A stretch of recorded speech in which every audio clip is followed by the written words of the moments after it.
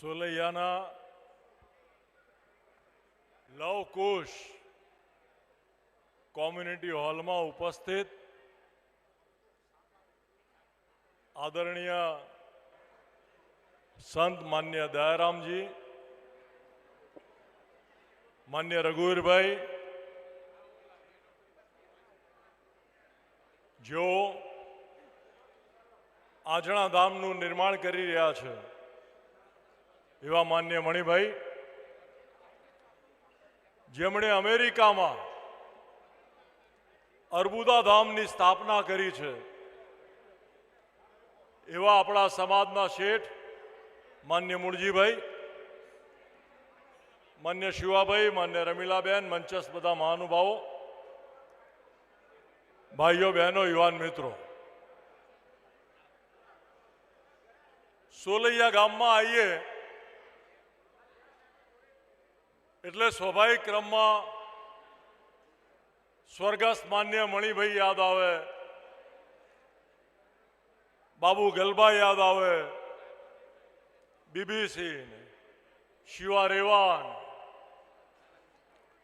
બાબુ ગલબાને જોઈએ તો આમ લાંબા પહોળા, સ્વર્ગસ્થ ચિમનભાઈની સરકારમાં ખેડૂતોના પ્રશ્નોમાં સંઘર્ષ કરતા હોય, જેલમાં જતા હોય, ટાડા જેવા કાયદા ટેરરિસ્ટ એન્ડ ડિસરપ્ટિવ એક્ટિવિટીઝમાં પણ કેદ થતા હોય. સોલૈયાનું પાણી આ ગામના પાણીમાં જ એક વિશેષતા છે.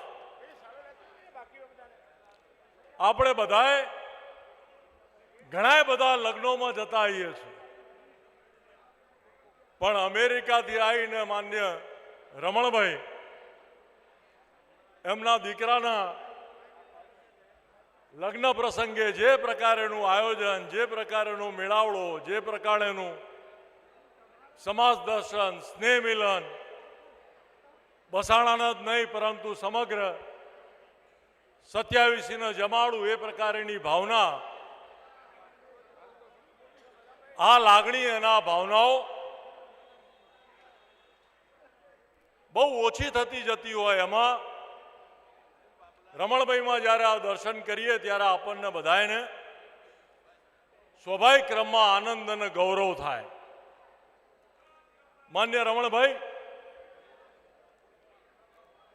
રમણભાઈ દીકરી પરણાવી દીધી, લવના લગ્ન લઈ રહ્યા છો, હવે કૃષ્ણ પરણાયા પછી શું કરશો?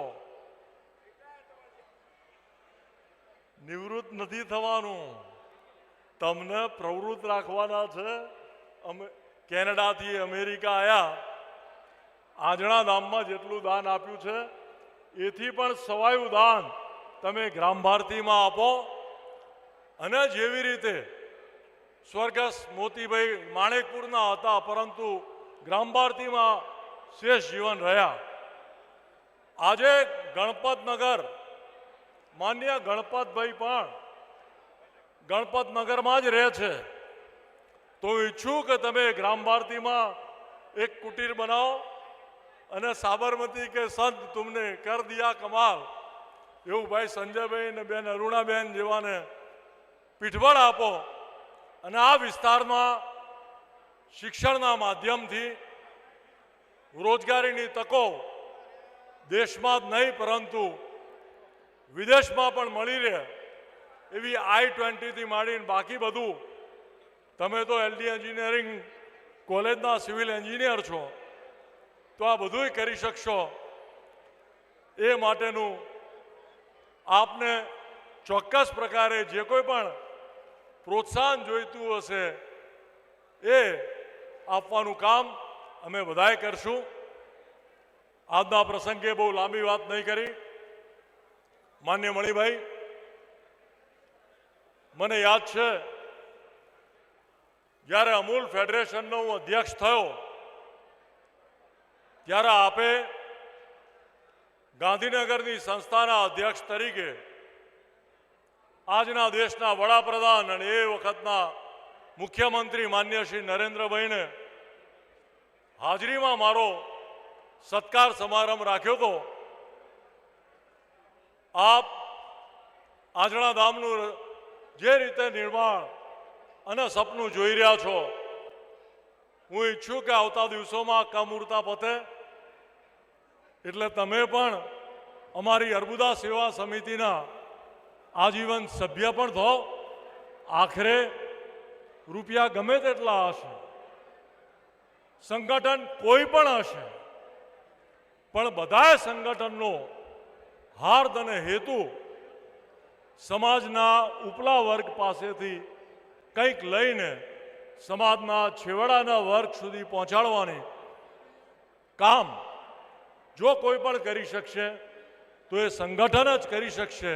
અન્ય કોઈ વ્યવસ્થા સંગઠન સિવાયની આ કામ કરવા માટેની હોતી નથી.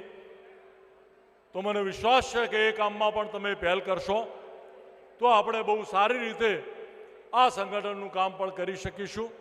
આજના પ્રસંગે